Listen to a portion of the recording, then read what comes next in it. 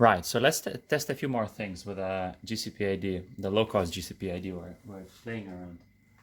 So what I've got here is a touch of honey.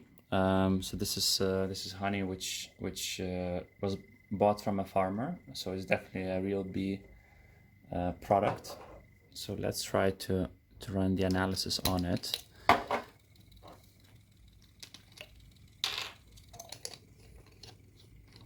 So keep it there for maybe 10 seconds.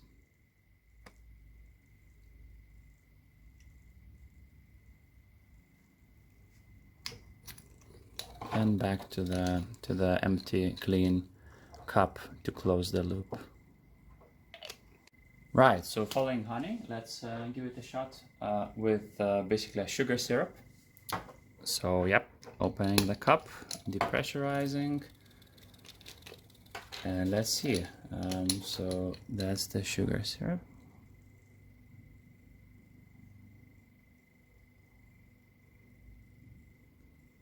So yeah, give it around 10 seconds. I guess the longer we keep, the more VOCs we get. But in the end, it's not about the absolute intensity of it, but more about the pattern it generates. And yeah, we should. So yeah, I guess we can see the beginning. Actually, looks quite similar.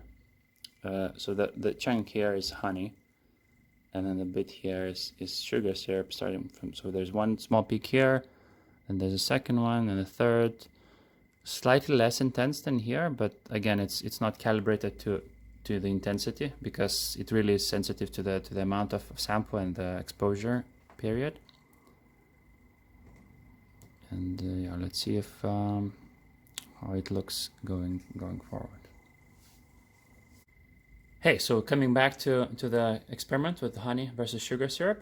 So we can see that the honey is the sort of the left bit here, and the sugar syrup is the right bit there.